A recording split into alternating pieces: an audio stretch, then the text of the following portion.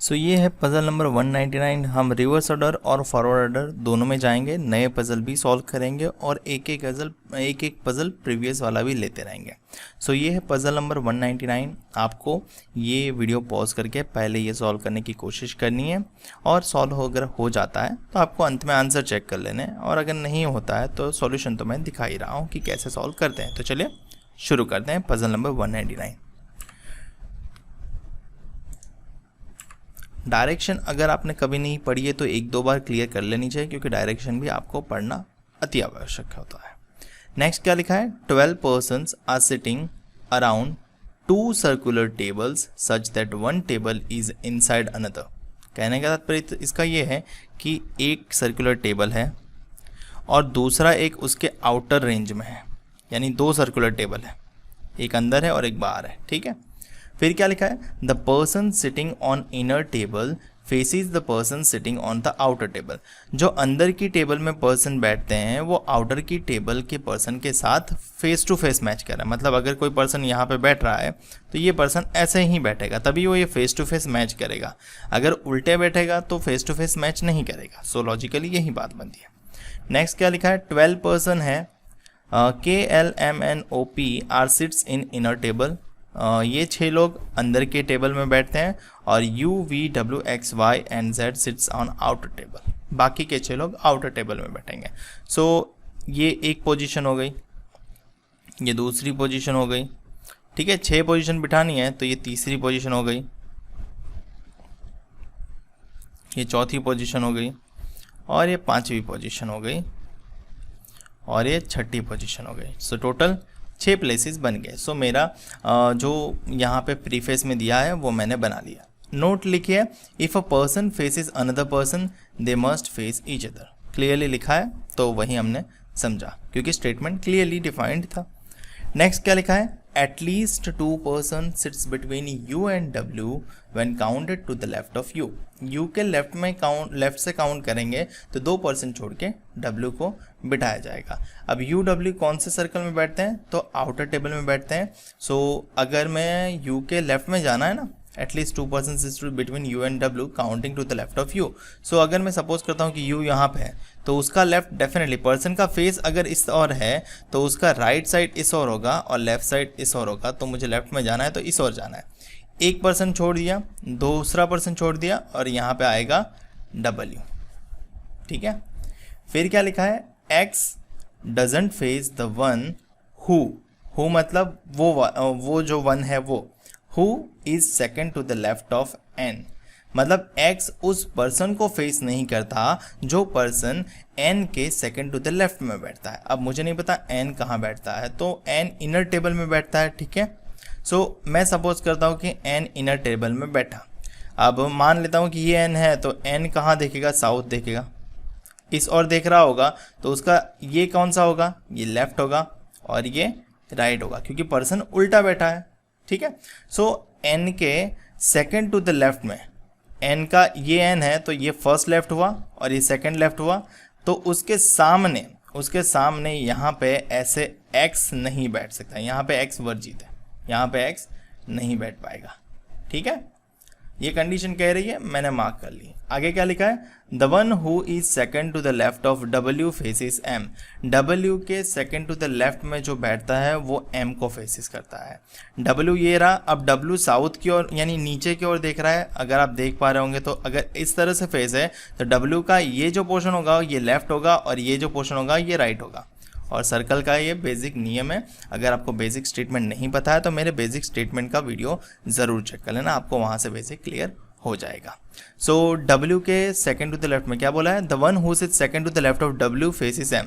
W का left इस और है, first second to the left, और उसके सामने कौन बैठता है, M। सो यहाँ पे आएगा M। ठीक है, फिर क्या लिखा है, M sits second to the left of U। अब M बैठता है L के सेकेंड टू द लेफ्ट में। सो अगर मैं L को यहाँ रखता हूँ ना, यहाँ ये वाली पोजीशन पे, तो उसका लेफ्ट इस और जाएगा, इस साइड। ठीक है, तो मुझे इस साइड नहीं जाना है क्योंकि एक और दूसरे लेफ्ट पे तो M है नहीं। सो डेफिनेटली मेरा L जो है वो यहाँ पे बैठेगा, तभी उसका सेकेंड टू द लेफ्ट इस और आएगा और यहाँ पे मेरे m फर्स्ट और सेकंड प्लेस पे m सेटल्ड है। ठीक है, आप ये ज़रूर देखना कि पर्सन किस और फेस कर रहा है, उसके अकॉर्डिंग लेफ़्ट और राइट एडजस्ट करना। लेफ़्ट और राइट आपको एडजस्ट नहीं करना है, वो बैठा है उसकी दिशा से देखना है। ठीक है, चलिए आगे। U faces the person who sits second to the left of O। U उस पर्सन को फेस करता है जो O के सेकंड टू द लेफ्ट में बैठता है। O कौन से टेबल में बैठने वाला है? इनर टेबल में। और उसके सेकंड टू द लेफ्ट में कौन फेस करता है? O। U faces the person who sits second to the left of O। So O अगर यहाँ पे है और O का इस साइड का मुख है तो सेकंड टू द लेफ्ट के सामने U आएगा, यानी ये रहा U। सो इसके सामने यहाँ आना चाहिए O। सो एक बार वेरीफाई कर लेते हैं। U faces the person who sits second to the left of O। ये O है, इस ओर देख रहा है, लेफ्ट, ऑब्वियसली इसका इस साइड जाएगा, फर्स्ट लेफ्ट, सेकंड लेफ्ट, और उसके सामने U है। बिल्कुल है, तो कंप्लीट क्लियर है हमारा यहाँ तक का सफ़र। आगे बढ़ते हैं।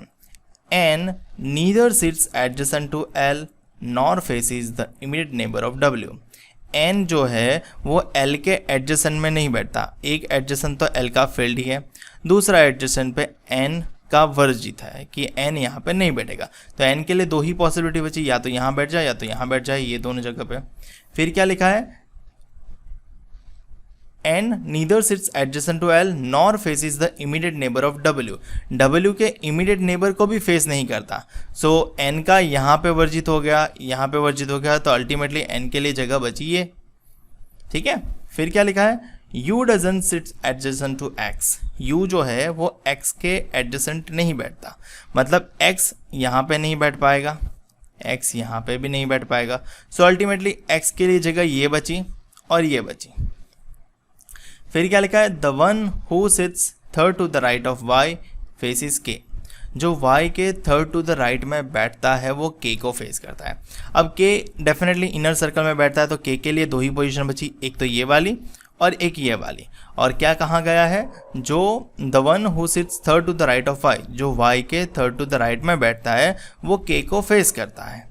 ठीक है, सो अगर K ये होता है तो ये Y के थर्ड टू द राइट में होना चाहिए, तो Y third to the right ये प्लेस आए तो Y को यहाँ होना पड़ेगा W की जगह पे, तभी उसका राइट इस और जाएगा, जैसे इंडिकेशन है 1 2 3, और यहाँ पे वो पर्सन आएगा। बट ये हो नहीं सकता क्योंकि W को हम उठा के Y को बिठा दे, ऐसा कर नहीं सकते। सो ऑब्वियसली हमें K की पोजीशन बदलनी पड़ेगी, मतलब अल्टीमेटली K का ये प्लेस गलत हो जाएगा।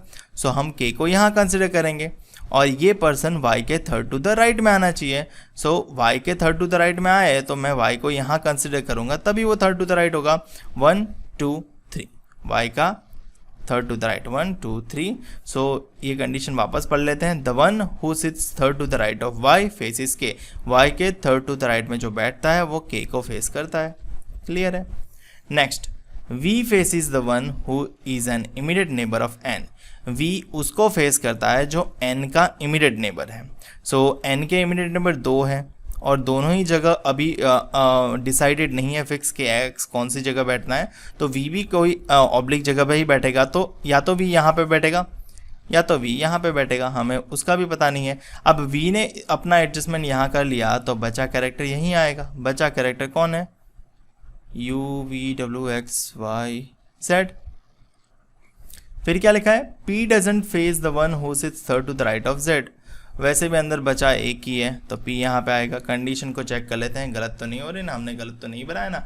P doesn't face the one who sits third to the right of Z। Z यहाँ पे बैठा, फर्स्ट सेकंड थर्ड ये वाला प्लेस हुआ और उसके सामने P नहीं बैठ रहा है। हाँ, कंडीशन वेरीफाई हो रही है। Next, X doesn't face K। X जो है वो K को फेस नहीं करता, K यहाँ पे है, सो X सामने नहीं आना चाहिए, तो यहाँ पे अल्टीमेट V बैठेगा और यहाँ पे अल्टीमेट X बैठेगा। हमारा कंडीशन क्लियर हुआ, हमारा पूरा मांजरा क्लियर हो गया, बन गया। और ये वाली कंडीशन तो जो थी कि N के सेकंड टू द लेफ्ट में जो बैठता है वो X को फेस नहीं करता, N के सेकंड टू द लेफ्ट में जो बैठता है वो L है और L X को फेस नहीं कर रहा। क्लियर है?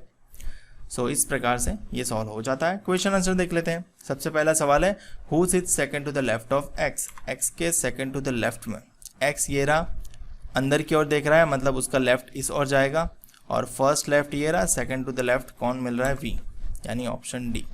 फिर क्या लिखा है, who faces the one who sits immediate right of you, मतलब वो हु फेसेस द वन, वो कौन फेस कर रहा है जिसके इमीडिएट राइट में, मतलब हु, अगेन पढ़ते हैं, who faces the one who is immediate right of you, you के इमीडिएट राइट में जो बैठता है उसके कौन फेस कर रहा है।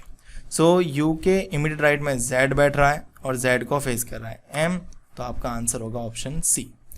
How many person sits between M and P counted to the left of P, P के लेफ्ट से काउंट करना है एम और पी के बीच में, एम और पी के बीच में, और पी के लेफ्ट से काउंट करना है। अब काफ़ी लोग बच्चे यहाँ पे गलती कर देते हैं, इसका लेफ्ट ये मान लेते हैं, इस साइड नहीं है। अगर पर्सन अंदर से बाहर की ओर देख रहा है तो उसका लेफ्ट ये हो जाएगा और राइट ये हो जाएगा। सो पी और एम के बीच में पी के लेफ्ट से देखा जाए तो कोई नहीं बैठता, सो हमारा आंसर होगा नो वन।